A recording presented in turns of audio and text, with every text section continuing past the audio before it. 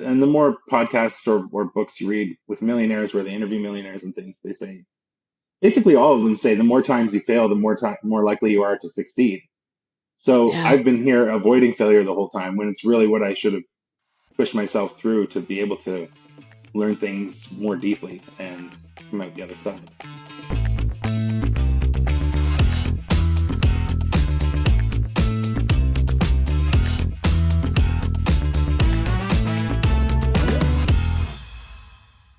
Welcome to AudioLife, the podcast where we tell your stories in your voice.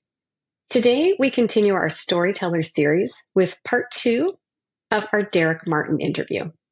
In part 1 with Derek, we talked about the best way to live a storied life. Don't be tied to a plan, be open to any opportunity that presents itself, like cliff diving in Victoria or champagne dinners in Amsterdam. We also got into experiences with UFO sightings, encounters with ETs, and the invisible powers or energy that may connect all of us. Today we're going to talk about how to find Bigfoot, possible werewolf sightings, walking through minefields, and I'm sure many more adventures Derek has had in his life. We're your hosts today, Gafour Masood. And Carrie Purcell. Derek, welcome back to the podcast. Thank you for having me. I'm excited about it. Awesome. We're so excited to keep talking to you. Now, where we left off the last episode, it was clear we had just scratched the surface of the stories and adventures that you've accumulated through your life so far.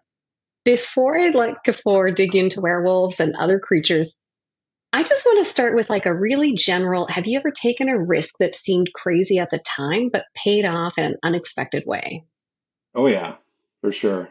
The one that comes immediately to mind is, when I got out of school, I was doing freelance web development.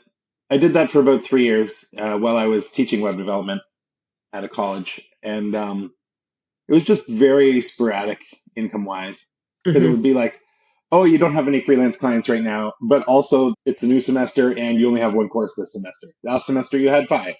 So it was kind of Yeah. like, oh my gosh, what's going on?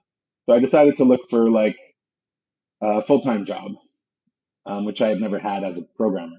I just applied to like everything. I would stay up until crazy hours in the morning, like applying to things. I don't even know everything I applied to, right? I eventually stopped applying to jobs and just kept coding and doing the teaching thing. But 6 months later, I got a phone call.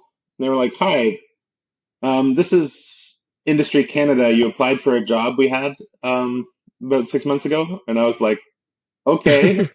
Like, I didn't remember, but I was like, "Yeah, I applied for that job." And they're like, "Well, we'd like to offer you the position if you'd like it. And it's a 6 month contract. It's in the Philippines. Would you like to go to the Philippines for 6 months?" And then I was like, "Yes, I'll do that." Like I just said yes on the phone. Um, and I didn't even know what the job was. But they called me a couple days later and they're like, "Yeah, oh, there's like some civil unrest there. And now there's a travel advisory and we can't actually send you to Philippines, but how does Croatia hit you?" And I was like, "Oh yeah, fantastic. Let's go to Croatia. I don't care." Um, so yeah, they were like, "Okay, well, we're going to fly you to Ottawa for the training." It's part of this initiative called NetCore, which is like Peace Corps, but internet stuff. And yeah, I Nice. spent like a week in Ottawa doing training, and then I went to Croatia for 6 months. And they put me with a not-for-profit organization. I had to build some software for them, but it was interesting to see post-war Croatia. There's a lot of Yeah. activism there as a consequence of the war, and basically everyone who worked at this NGO was an activist. So I was living with, or working with activists and anarchists all day, every day, and like they know how to party big time, and they were super friendly, and everybody's English was amazing. Like I was prepared for like lots of barriers, but Yeah. there weren't that many, and it was just ended up being one of the best experiences ever. That's incredible. Yeah, I feel like with you, we're never going to cover all the stories you have to share. But I love that we just uncovered that one. I'm curious, like, I feel like in today's environment, post pandemic, maybe they wouldn't invest in actually shipping you over for 6 months. Like, did you find a lot of value being there in person with the work you were doing? Personally, yes. Yeah. Um, I got to meet some of the clients, which you realize how much of a shoestring budget they're working with. And Canada was paying my salary as part of like a foreign aid, foreign relations thing. So I was providing this work to that company for free um, on their part. Yeah. But just growing up in Canada, I had no clue what it feels like to be in a war zone, even when it's not a war zone at the time. Yeah. It had been a war zone, Yeah.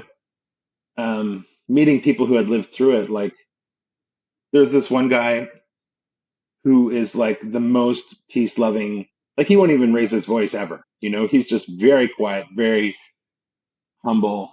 You would think that he just kind of meditated all day, but Mm. he and his best friend were tasked with protecting his village, which was in Macedonia.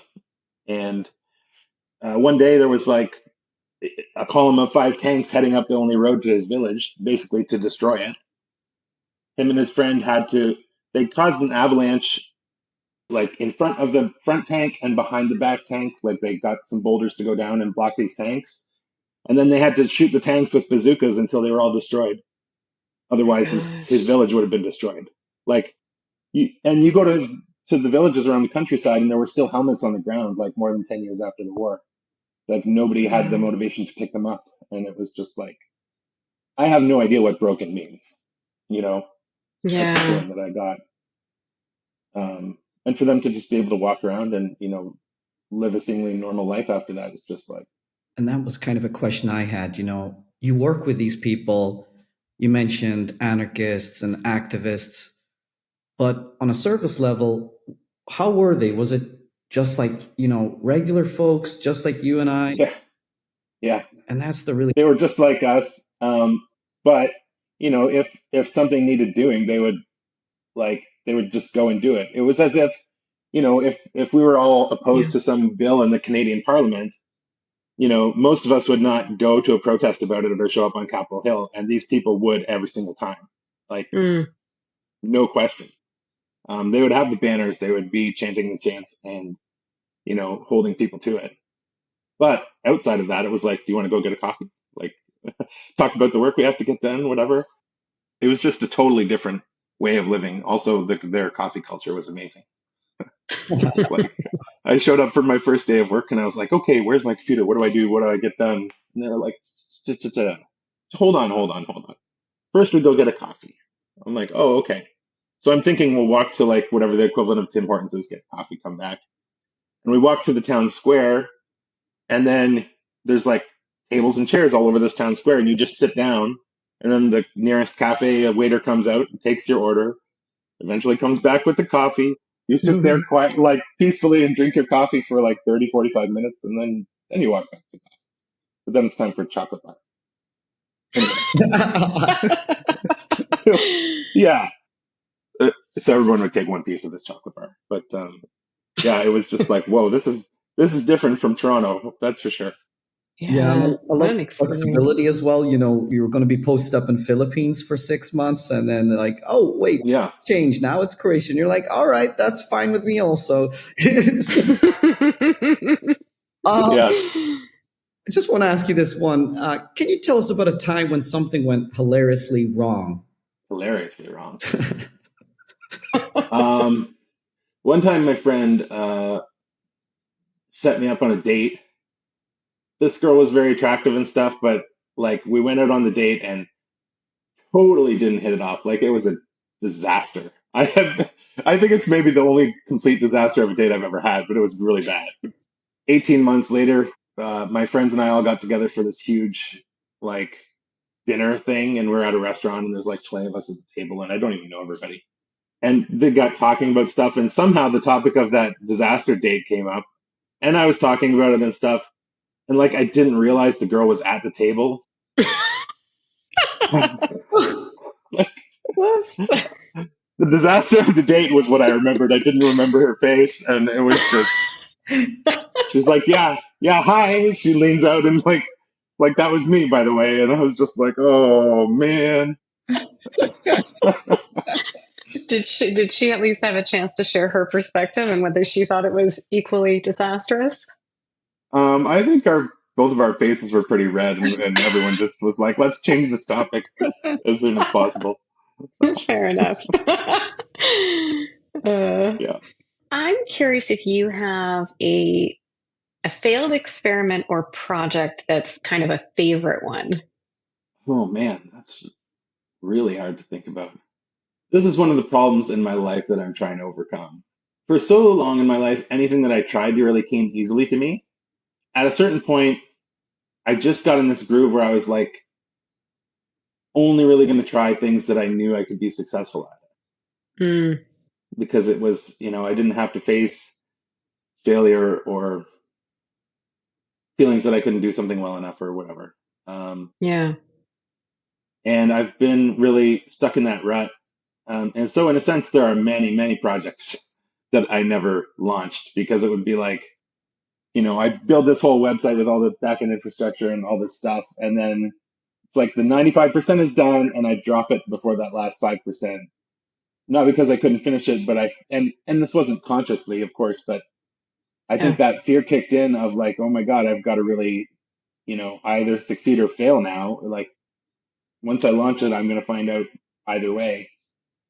And yeah, I just kind of shut down at that point, much to the disappointment of other people who I'd told about the project. Um, so I'm trying to overcome that, and I'm kind of forced into it right now because I don't have a job at the moment, and I would like to maybe start a new career, but of course I don't know anything about how to do a new career. It's like I know this is the right thing to do. I know that's where my heart is pushing me to go, but I'm definitely going to fail along there somewhere because I have no idea what I'm doing. So yeah, this is kind of the start of a new adventure for me. And I'm hoping maybe I can start it small and grow it while I still continue doing the things I've been employed doing for 25 years. But yeah, yeah. There's a, Oh, thank you for sharing that. It's you know, it is almost funny because it's yeah, it's like the fear of failure has actually prevented you from moving forward with things, which in and of itself is almost a form of failure, right? A failure to complete that yeah, project or to launch it or put it out into the world. Um, and then also just the awareness of, as you said, doing it unintentionally, not even being aware of why you're doing it, but that you are now, and you're looking at this big transition. And so I think I think that's really great. I appreciate you sharing that. oh, my pleasure. Yeah, in the moment, it just kind of felt like I was running out of steam, right? Running out of motivation. But it was really like this fear was crushing the motivation. Um, Yeah, and the more podcasts or books you read with millionaires where they interview millionaires and things, they say basically all of them say the more times you fail, the more likely you are to succeed. So yeah, I've been here avoiding failure the whole time when it's really what I should have pushed myself through to be able to learn things more deeply and come out the other side. for sure. so there's a culture, and stigma attached to failure. People think, oh, if I fail, people are going to judge me, my family, my friends, they're going to laugh at me, I'm embarrassed. My brother has a really cool term. I don't think he created it. I'm sure he's read it somewhere, but it's called fail stacking. And this is related into video games. You may have heard of one called Dark Souls, which is very, very big amongst the gamers these days, but it's incredibly hard. And most of the time is spent dying and failing. Um, Hmm. so he says the more times you fail, this is actually progress because each little small fail results in a tiny, tiny increment. But people say, oh, it's overwhelming. I don't want to play this game. I'm failing. But it's all about fail stacking. So keep falling on your face, keep failing. And that's actually how you grow. And we touched on it a little bit on the last podcast, but you shared some very brave and courageous stories. And so I think you're perfectly equipped to traverse the unknown and to face those failures. And I encourage you full heartedly. And this actually brings up a very important parallel. You talked about walking through a minefield, was it? Or And something like that. So you've literally done that in yeah. real life. Perhaps you could share a little bit about that actually. Mhm. Yeah. So that happened when I was over in Croatia. I didn't have to work weekends, and occasionally I would have like a week off or something because they gave me vacation. They were like, hey, we're not really busy right now. Why don't you just go explore while you're here? I said, okay, cool. So I bought a train ticket or a bus ticket to Sarajevo, which is in Bosnia nearby. Old Town Sarajevo is amazing. I just went there and didn't know where I was going to stay or anything yet, but I saw these little signs on they weren't telephone posts, but something like that. And this guy was renting out a room, and I said, "Okay, I'll call this guy." And he met me at the by the fountain in Old Town, and took me and showed me his house, and he made me some Turkish coffee because like that's what they make there. He made the coffee in an old emptied out tank shell, like an artillery shell from a tank.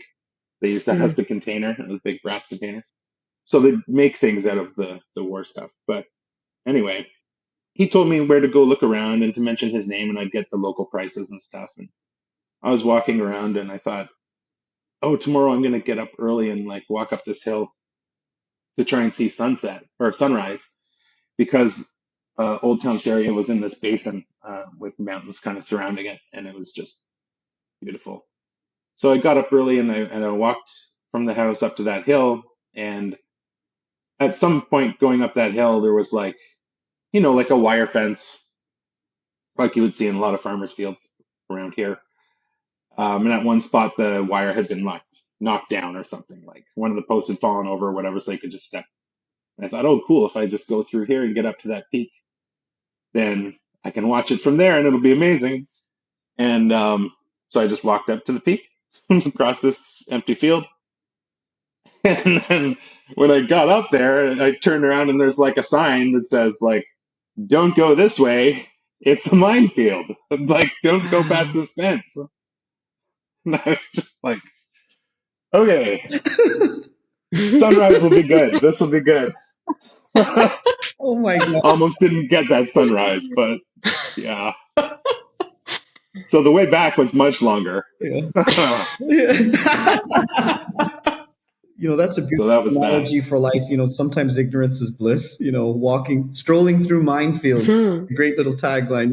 Yeah, it's not stressful if you don't know it's a minefield. Yeah. Oh, that's wonderful. I can't help myself, Carrie, and I'm sure you've been holding it in as well. But we have to tackle this. I mean, you can't leave us dropping bombs like that on the previous podcast without us exploring this a bit further. As you know, I'm a big fan of the supernatural. I was riveted by your encounters that you mentioned in the last one. And in our debrief, you actually blew my mind again before departing. And this was in relation to werewolves, or I think as you referred to it, as dogmen. Could you perhaps share some insight or experience or what you're aware of with regards to that? Because I'm sure our listeners will be absolutely stunned to hear and take part in this. Yeah, so I'll start out with just a short anecdote from when I lived on the farm that I told you about last time, where I had light come in the window and stuff. I think I was about 10 years old or so, maybe a little bit younger, but I was laying on my top bunk, and like the window to the back of the farm was kind of beside my feet. Outside, like our barn was back there, and it had a big floodlight on it that shone on the ground. I couldn't see the roof of the barn because that huge tree was in the way, but at the base of the barn, I could see the circle of light. And one time when I looked out there was like 4 or 5 wolves walking in a circle, like pretty much right on the edge of that circle of light. They were just kind of walking in a circle. This is just on the verge of my memory, but I was like, I don't think we have wolves around here. And I asked people, and they said, no, there haven't been wolves around here in like 100 years. So maybe there were coyotes, or who knows, but still very weird. Like, why would they be doing that, and why would they stick to the light circle and stuff? And a little while after that, the way my window in that bedroom worked was, if I climbed out that window, it would be about 18 or 20 inches down to the roof of our kitchen. And then that kitchen roof was on a slant, and then it would drop down about 10 feet to our deck. So there was a roof there, but you'd have to get up 10 feet to get on that roof. The only way to do that would be either jumping and climbing, or like climb up our TV antenna tower, which is just bits of metal, So another night I was laying in my bed, and there was literally a wolf right at my window looking at me, like showing its teeth and growling. It was scary AF. And I was just like, no. So I like jumped out of bed and grabbed the blind and pulled the blind down. And shortly after that, I was like, "Hey, sis, we're trading bedrooms." Like, she was too little to know or care, but I was like, "I can't face that window anymore." Like, in her bedroom, she faced away from the window, and so I just said, "Mom, Dad, I want my sister's bedroom. Like, I'm done with this bedroom." I didn't tell them why. Yeah, that scared the crap out of me forever, and it's still like a very vivid memory. I did think about it, but I was like, "How the heck could a wolf get up on the roof? This doesn't make any sense." And I heard stories about there are these things called screen memories where um, sometimes people who are abducted say that, they'll have a false memory implanted over what really happened. Like, they will think they Mm, saw, a 4 foot tall owl when, in actual fact, the tallest owl in the world is about 25 inches tall. Mm. So a 4 foot tall owl doesn't make any sense. But a short alien could could mm, change your perception in a way to make you think they were an owl. And owls have big black eyes, just like the supposed aliens do, right? So I was like, maybe it was like an alien making me think it's a wolf or something. Like, does that make any sense? Mhm. Because we've seen UFOs and things, but I just, there was nothing I could do to come up with anything else about that. But later on, say around 2017, which is, way later than when that happened, I started getting into Bigfoot, which we'll talk about later. But once you start looking into one kind of creature, you start hearing about other kinds of creatures. And somebody said, "Oh, you should check out this podcast called Dogman Encounters Radio." And I was like, "Okay, I'll look it up." So I added it to my podcast thing, but their cover art is like a werewolf, like a big mm. honking werewolf. And I was like, "Oh, this will be interesting." And I think they have about 500 episodes now, and they do sometimes multiple people per episode, but they just interview people who say they've seen a werewolf, basically. But the distinction between a werewolf and a dogman is dogmen don't ever turn into humans. Like, they're not a human turning into a werewolf and then back to a human. It's just always the big honking scary werewolf part.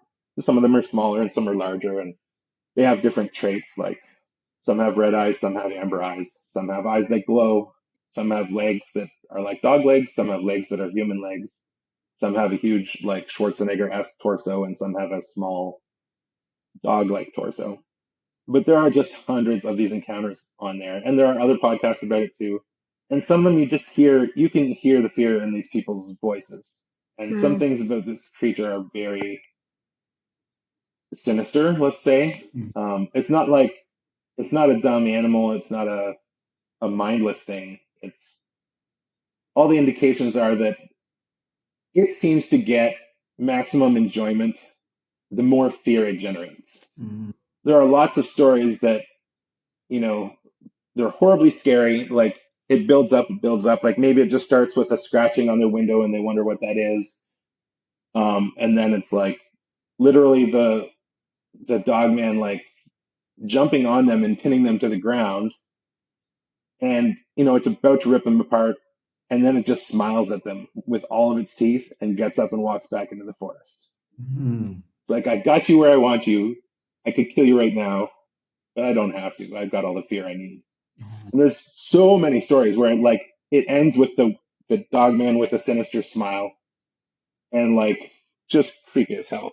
Anyway, took me listening to about like 300 of those before I said, "Hey, dogmen have hands, not paws." Like, it could have totally climbed up to my bedroom window if it was like a smaller dogman. Wow. I feel like that makes more sense than distorting my perception, but it's a whole lot of unknowns there. But some of these stories are very compelling. There's a one by where there's lots by military people, but very accountable people, where like a guy is charged with driving a military food truck, out to this place where they're having exercises, and he's got hundreds and hundreds of pounds of food in the back, and yeah, two dogmen basically take over the truck, and destroy it, and he has to take it back to base, and they're like, "What in the hell did you do to our truck?" And he's like, "Werewolves," and they're like, "No, no, no, no, no." Like, that's not going to cut it, buddy. There's no werewolves here. And then MIBs showed up, and like, or Men in Black, Yeah. federal people, and they just said like, "Go back to your quarters. We'll take care of it." And then he never really heard anything about it from the superiors again. It was just like everybody shut up about it. That story is particularly amazing, and there are lots of other ones by, sheriffs and judges and police Wow. officers. And, people hear or see something scary in the yard, they call the police come out, like, then they see it and they're like, nope, like, let's get out of here. I'm not going after that, whatever that is. So yeah, that's how I heard about, werewolves being a thing. And some people think it's like genetic manipulation and, some kind of program to create a super soldier potentially.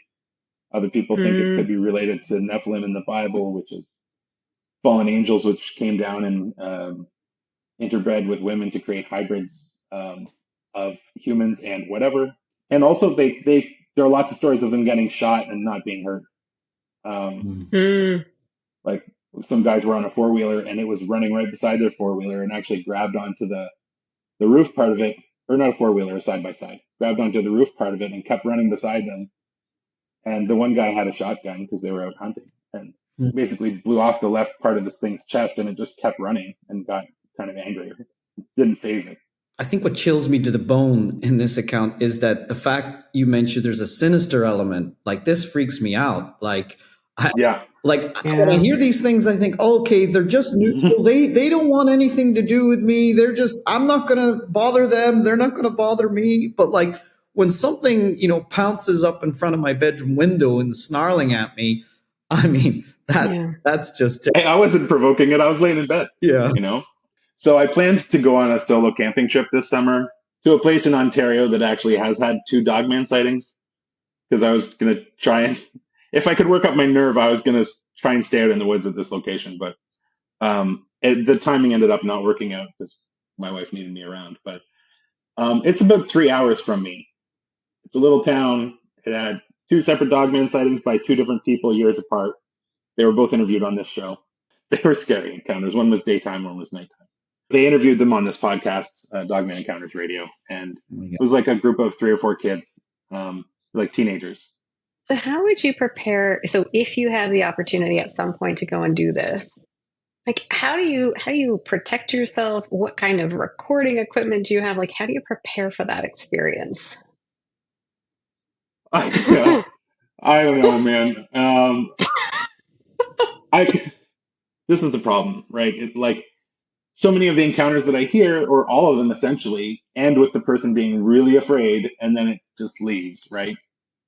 Or they might get scratched or something, but they're alive. But the problem is that you're not going to hear from the people who actually got killed because they're dead. So I'm kind of betting on them not killing people, which is maybe a very stupid bet.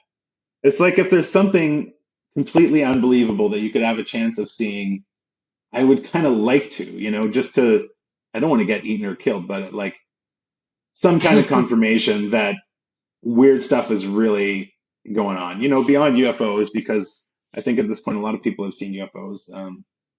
Aliens, I think, would still freak me out, but definitely seeing a werewolf would freak me out, and nobody would believe me. They might believe me about aliens, but nobody would believe me about a werewolf or a dogman or a Bigfoot for that matter. But yeah, I don't know how I would prepare. Maybe I would get like a silver bladed knife or something, or like the silver bullet thing. But who knows if that stuff works even? Like, curiosity killed the cat, right, Derek? You've heard that phrase. It's like yeah. You're certainly a braver man. You're certainly a braver man than me. But I watched a lot of werewolf movies, and apparently the silver bullet does the trick. Make sure you've got yourself a handgun at least. You can't get them in Canada, Yeah, it's like where do you live? Yeah, it's a concern. You can't even buy pepper spray now because it's illegal unless you're using it to defend against a bear or something. I guess maybe technically a werewolf is an animal. Yeah. Maybe I could get it, but I would have to say it's a bear, not a werewolf. Yeah. I need this for werewolf protection, please. We do have bear spray. I don't know. You probably have to be a certain age, and I haven't looked at the ingredients. But we do have bear spray that we can get with a special lock on it, so that that might be one thing to pack. Yeah, I mean, pretty much. Like if they decide you're done, you're probably pretty done. So I don't know. Maybe you could buy yourself a few seconds but maybe the spray would just piss it off even more. Pardon my language. So. Yeah, yeah. And now for a word from our sponsors. Ready to share your stories and life philosophy? Or capture those of a parent or grandparent? Or maybe a corporate package is right for you to build connection across your workforce and add value to your clients. Visit audiolife.io today to learn more. Our listeners will get 10% off using discount code GIFT10 and order number AudioLife Podcast. AudioLife, where memories find their voice. So the encounters that you've heard about where people end up just terrified, like generally speaking, there isn't physical harm.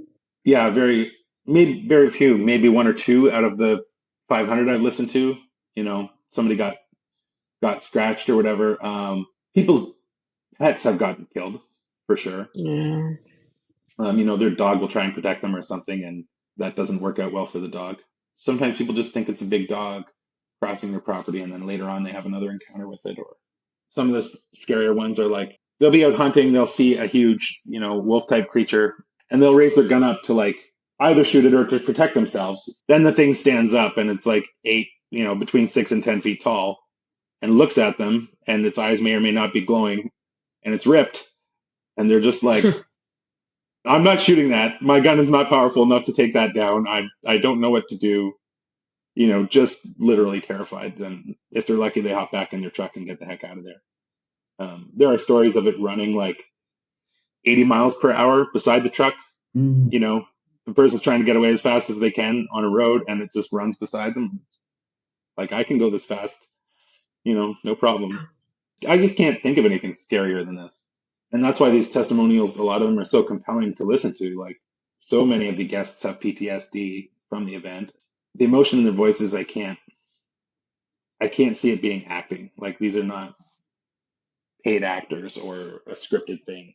And that there are so many out there now, across the US and across Canada and other places. There are stories from England and Wales and other places. So it's international, and it's not as common as Bigfoot sightings, but more traumatic. It tends to be more traumatic.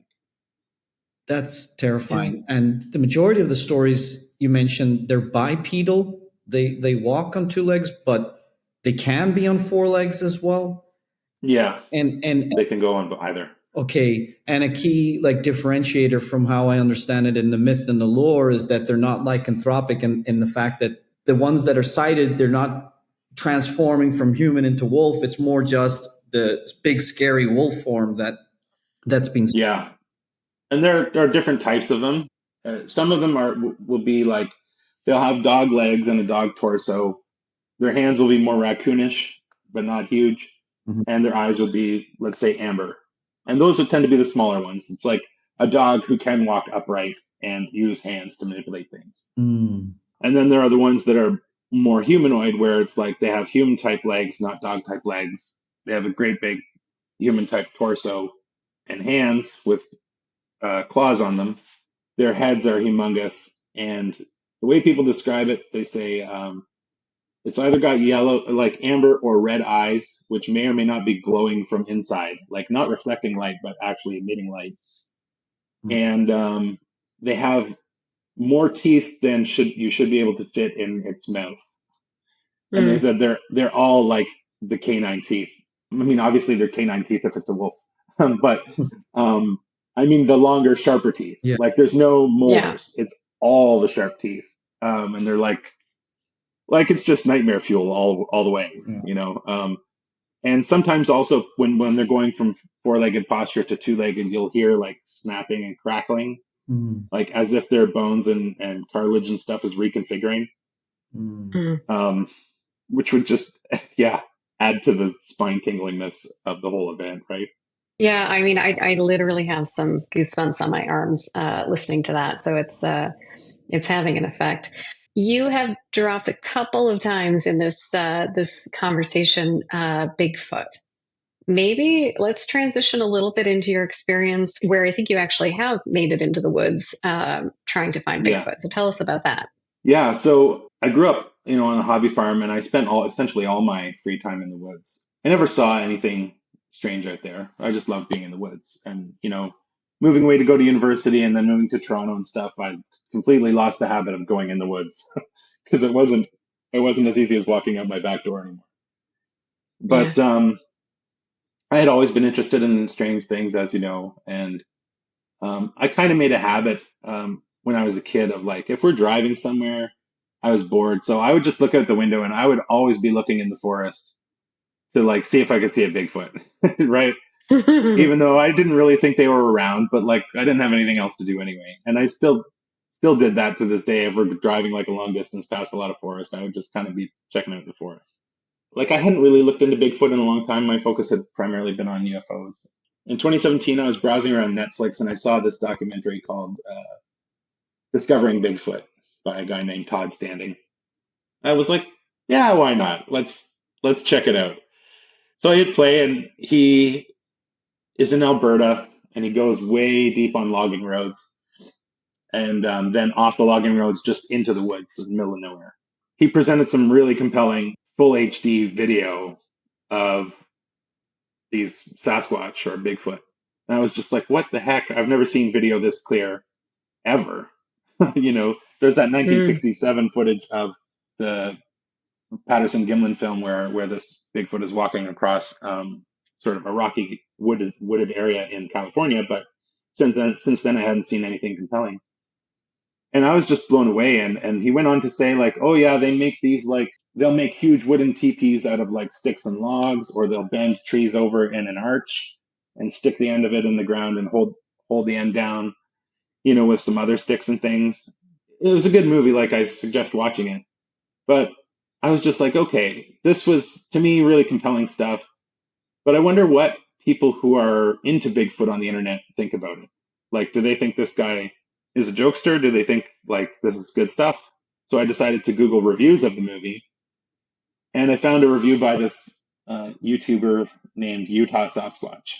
He said, yeah, I think this is legit, but you don't have to go to the middle of northern Alberta off a logging road to see these things. He lived in Utah, and he said, I just went into the mountains. So you want to find somewhere with lots of cover, prey animals, and somewhere that has a water supply. Really, that's all you need. And I messaged him, and I was like, so this is all I got to do is like go find an area that has those things and go look? He's like, yeah. I was like, okay. So it was like lunchtime, and I was just like, okay.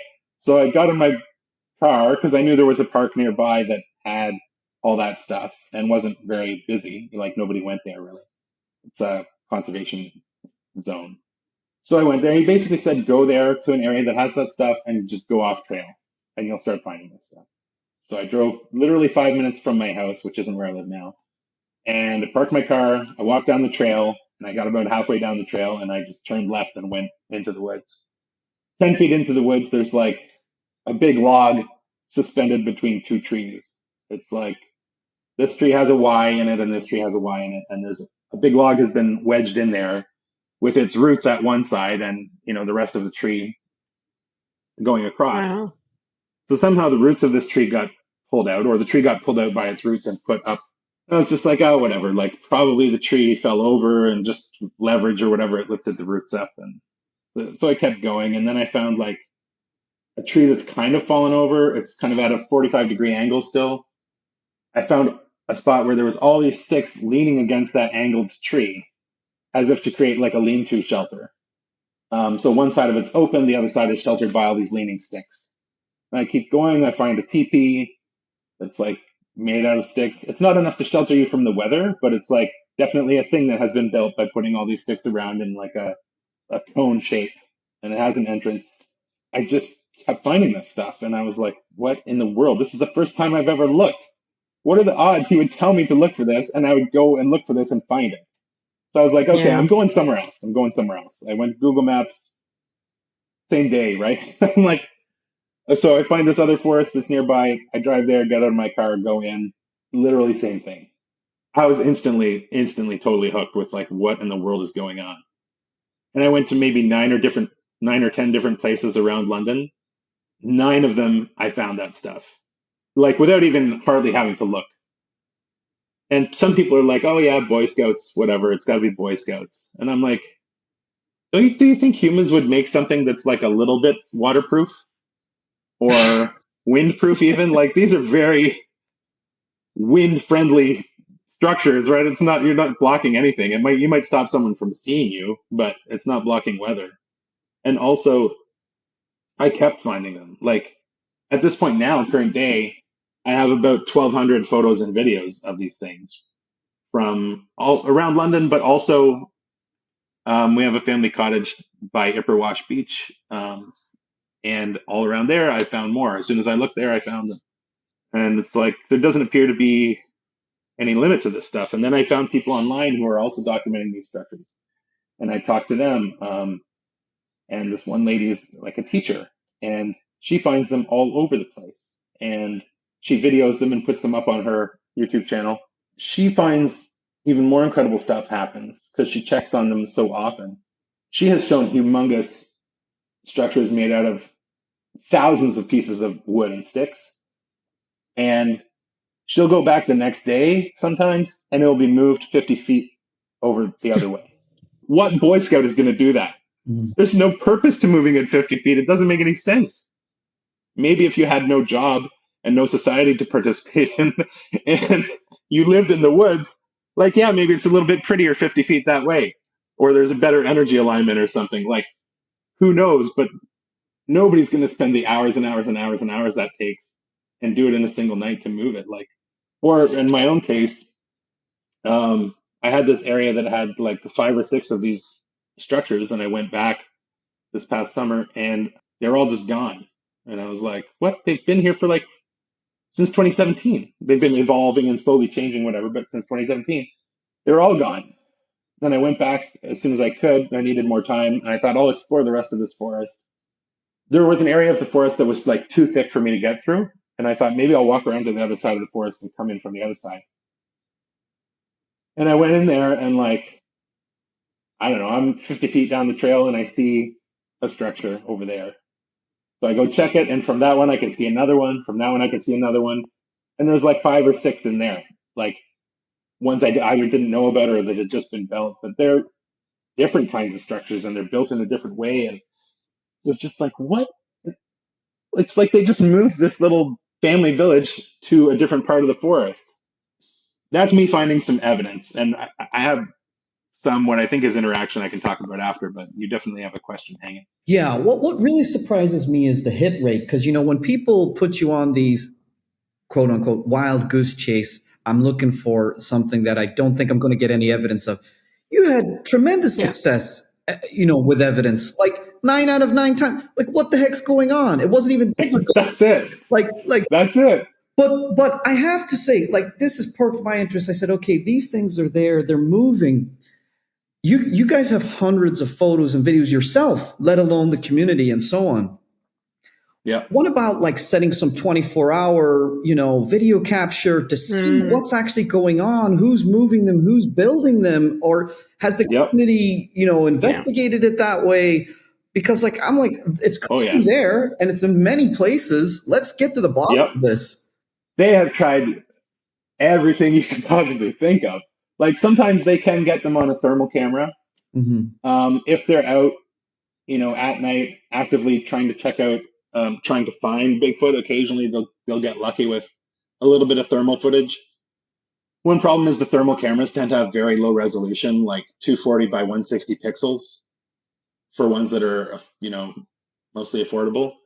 So everything is very fuzzy. Trail cameras are not very expensive. They work in the dark. They work using infrared light. So the way they can see in the night is by shooting out infrared light and using an infrared filter on the lens, I think is how it works. But that means it's projecting out a type of light humans can't see. But the working theory is that Sasquatch can see infrared light because they avoid these things like the plague.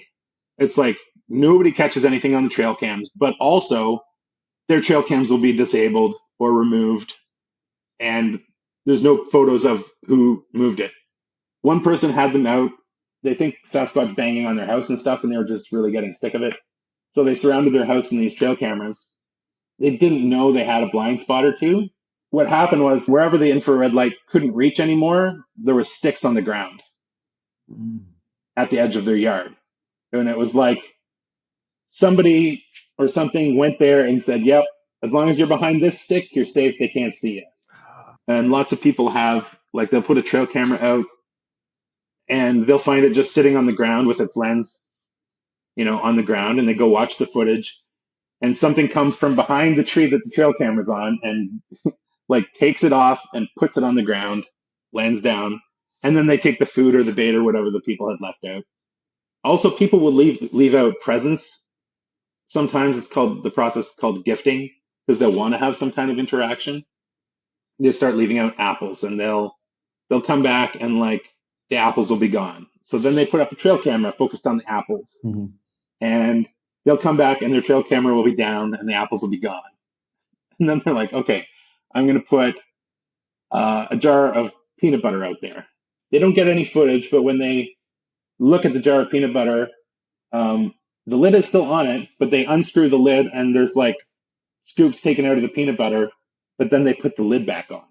Even, okay, maybe raccoons could get into your peanut butter and eat the peanut butter, but they're not putting the lid back on. That doesn't make any sense. And you need thumbs to be able to put a lid back on in the first place. So there's lots of things that people have tried that is, you'd think they would be able to get it. One researcher named Christopher Noel, I believe he's in Vermont, and he's got a place near where he lives where he does some interaction with them. And there's one that's always kind of like hitting on wood with sticks or something, and he calls the Sasquatch drummer. He took a fiber optic camera and sort of embedded it in a log and then buried the cable like 100 or 200 feet over to a digital recorder that he buried in the ground. Like the recorder is far from where the camera is. The camera has got moss and stuff around it. It's embedded in an old log and he's just trying to get footage of this thing. And from the day he did that, like the whole forest went dead for like, he never heard drummer anymore. He never got, sometimes Sasquatch will throw things at you or near you, like little acorns or pine cones or whatever. Just if you're sitting around a fire, you'll get these incoming things. And all indications are that they're interested in people. They're just afraid of them. But anyway, he didn't get anything thrown at him. Just no interaction at all from that day. And I think it was about a year or 18 months later, he was like, well, that experiment didn't work. So he went and took apart the camera, took the recorder out, kind of said, okay, sorry, I get the message. Like, you don't want this camera here. I got it. And he took it back. And I think it was the next time he went out, he got the sounds again. He got the stick clicking on the wood or banging on the wood. He got little pine cones and stuff thrown again. It was like, they're back right away. And he was just like, okay, message received, right? And since I mentioned this part about acorns and things, well, I had someone tell me that they're very curious about humans and they want to check you out, but they're afraid to. So if you want to see them, what you got to do is put all the odds in their favor and not in yours, which also sounds like a very bad idea. So he's like, go out when there's a new moon, which means there's no moon in the sky. There's no moonlight. Ideally, there would be clouds, so there's also no starlight. Go to an area where you found these structures and stuff, but go in a clearing. So you can kind of be in the middle of this clearing, and they can be in the forest for cover. They have much better night vision than we do, so they'll be able to see you unobscured by anything, and you won't be able to see them because they'll be covered by trees. But you might get little things thrown at you. You might hear them. They have very distinct sounds. You might get some interaction that way. Just sit there and hang out. You don't have to go looking for them at all. Just sit there and hang out. They know you're there. I was like, okay. So I thought I'll go back to the first place where I ever found these things. There was a clearing there, and there's a pond behind the clearing and actually a creek in front of the clearing. So they would be on the other side of this little creek in the forest, and I'd be sitting in this clearing area. And so I went there at 2:30 in the morning on a new moon with cloud cover. It was black out. Like I couldn't see a thing. After a while, like I walked up and down the trail and I ended up in the middle. I came back to the middle. I waited a bit. It was only maybe 10 or 15 minutes. And I started hearing these really loud, heavy footsteps. Then I started hearing some branches breaking, like loud snaps. And I'm like, okay, I'm getting a little bit freaked out here. And then I heard something whiz by my head and splash in the pond right behind me. You know the sound a rock makes when you throw it in water? Mm-hmm. It's ploosh or whatever. Mm-hmm. and then another one. And they're coming within about 2 feet of my head. And I'm guessing they're about softball size based on the splash they made. So I got 5 of these big rocks whiz past my head from probably 150 feet away across this clearing, across the creek in the woods. Oh, it was 0 degrees outside. So it was 2:30 in the morning, pitch black, 0 degrees, very cold. So it threw that stuff at me, and then the footsteps started moving again, and it was going towards where my car was parked. I lost my complete nerve at that point. I was like, I am out of here so fast, it's not even funny. And so I ran, and before it could get to my car, I got in my car and took off. And I was like, damn it, why did I leave? I was trying to see this thing, but I just got so viscerally afraid it was ridiculous. Then I bought a thermal headset, which was like $3,000, $3,500. And I went out there again, and I was looking, and I saw an animal or something by the water, and I was watching it for a while. I couldn't tell what it was, but it was small. And it was late at night again. It was around the same time on a new moon. And then I got 2 or 3 more of those big rocks lobbed very close to me. I got scared again, and I was using the thermals, and I couldn't see anything in the forest. Like, I couldn't see any heat signatures. So I don't know what was throwing them or where from, but I just was like, I got to get out of here. And then about a month later, I went back on the next new moon and like just apologized for using the thermals. I was like, hey, sorry about that. I just got this feeling like people had told me, I think, that you're like being disrespectful by trying to see them or capture them on film or whatever. And I was like, you know what? That sounds right to me. Like they're just chilling in their space. So I won't do that anymore. I won't try to capture them anymore. After I said sorry, I didn't have anything else thrown at me, and I still haven't. So that was like 4 years ago. I don't get anything thrown at me anymore. Now, sometimes when I go into the forest, there will be like arrangements of sticks on the ground that are arranged in a certain way. Like a couple weeks ago when I went to the forest, I'm just walking on a path, and I go off the path into the forest, and like just this random spot in the forest, there's like, a golden ratio nautilus, like spiral made out of sticks on the floor of the forest, not on the trail. Somebody's taken tons of little sticks and made this nice nautilus design. Yeah, and these structures are always coming, going, and disappearing and moving, and big ones, little ones. I have lots of pictures of my kids playing in them. So it's just really intriguing. And then I became an admin of a Facebook group called Bigfoot Canada, where we have like over 20,000 members now, people telling their sightings and asking for more information. And I've met people through that who have had various interactions with Sasquatch, some of them up close. And there's also, this is a whole other can of worms, which I won't fully go into, but I'll say there's 2 or 3 camps in the Bigfoot community. One says they're like an undiscovered ape, basically. One says they may be aliens or fallen angels. People have seen them at the same time as seeing UFOs. And then there's other people who say they're interdimensional, because there are lots of witnesses who have seen them appear out of nothing or disappear into nothing. Or there's a good video of this actually, where one is peeking out from behind a tree, like looking at this person, and the person sees them and like is taking a video of this black silhouette peeking out from behind a tree. But the silhouette is humongous, and this tree is about 4 inches wide. And so he starts getting closer, videoing, and it just goes behind the tree, and the whole thing is gone. You're just like, you can't hide something that big behind a 4-inch diameter tree. There are many cases where there's photos of this and video of this where, they'll be following a set of footprints that just look like very large human barefoot footprints. And they'll just end like in the middle of a field. Like, why aren't there more footprints here? The rest of the field is just as muddy as this part, but the footprints just stop. Or they'll be walking along and they'll just see a trail of them start in the middle of nowhere. And so people think maybe that's them just popping into this dimension, or it could be like a UFO dropping them off or picking them up. But they go somewhere, and there aren't any trees or things for them to jump into. And I'm feeling I'm in crazy talk land now, but this is just after I've been looking into it since 2017, and things keep getting more and more interesting.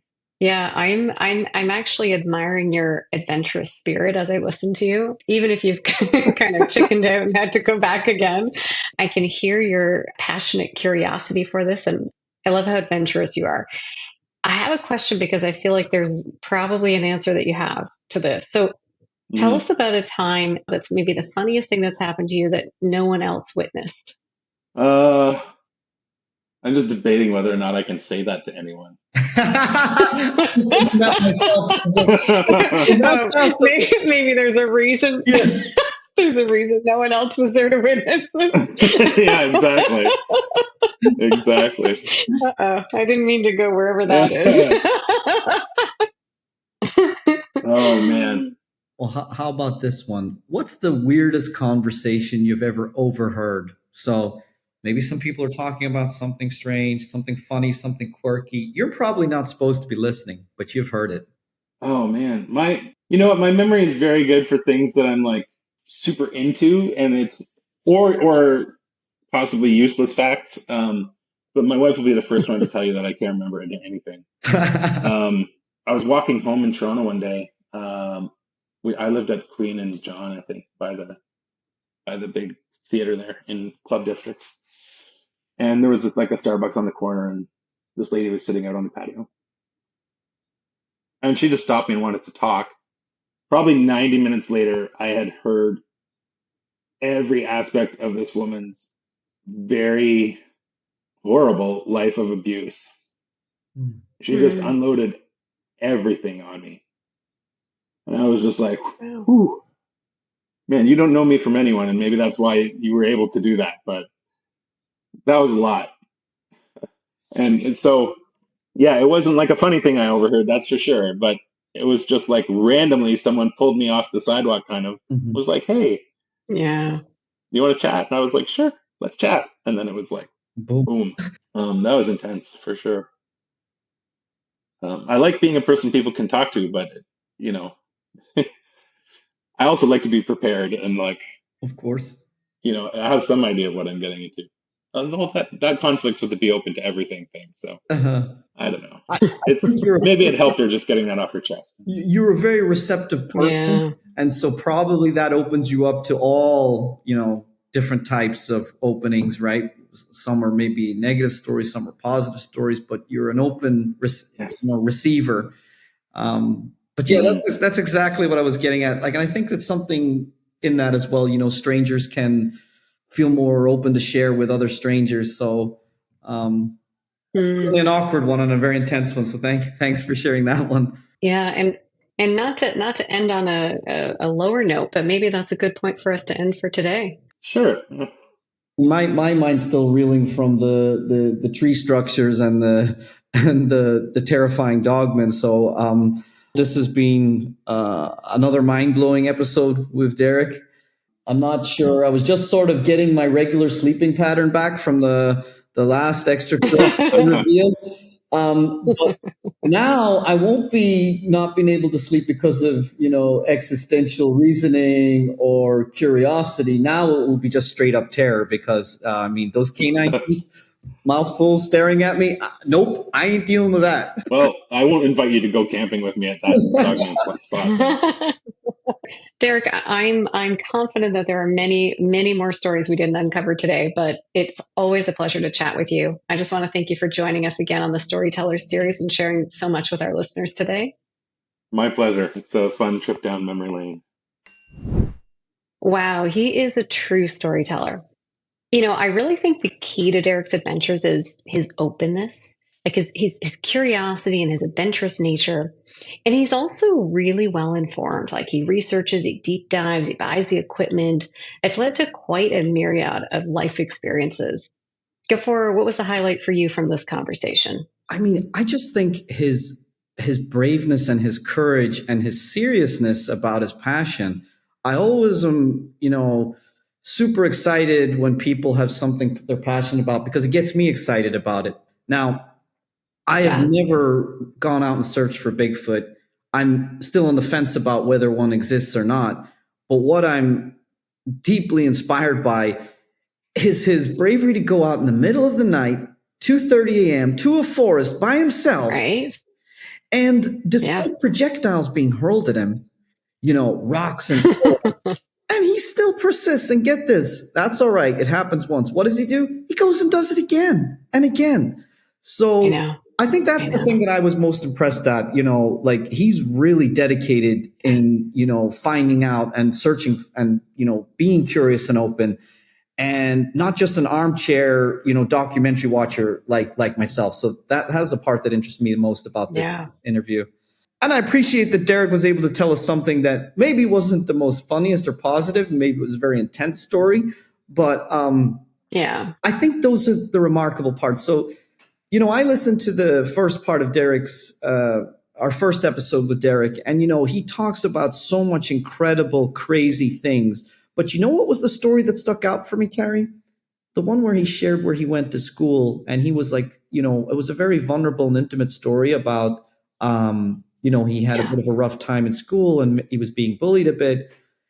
And he talked about going in one day, he was fed up and full of rage. And I think that was the most impactful story that he told for me. It wasn't so fancy, Yeah. very real story. It didn't involve UFOs or energy connecting and anything like that. But I just think the visceral nature and the authenticity and just the pure openness to reveal something as intimate as that was the one that affected me most. I was affected by that one too. And I mean, it really was. It stuck with me. I've thought about it over and over. I think what I like about, as you said, his openness to share it, his honesty about a really hard situation. But what I love is he has young girls at home now, Mhm. right? And he's taken so many learnings from that situation into how he talks to his girls, how he gives them coping mechanisms, right? How he really is making sure that he can do everything he can, aware that kids and people in the world have these experiences going on that maybe they aren't sharing or they don't know how to handle. Mm-hmm. And he's doing everything he can to particularly with his daughters, make sure that they're not in that situation, and that if and when they are, they know what to do to handle themselves. As we wrap for today, I just want to thank everyone for listening today. We're AudioLife, and this is the Storyteller series. If you like what you heard today, check out our memoir series or the Founders series on your favorite podcast apps. And thanks for joining us, Gafor. It's always a pleasure. I'm Carrie, signing off for today. Thank you, Carrie. This is Gafor Masud, signing off from AudioLife. If you like what you heard today, consider recording your own AudioLife private podcast or giving one to a loved one for a unique and memorable gift. Today, AudioLife listeners will receive 10% off using discount code GIFT10 and order number AudioLife Podcast. Also, remember to rate our show and subscribe so you'll never miss an episode.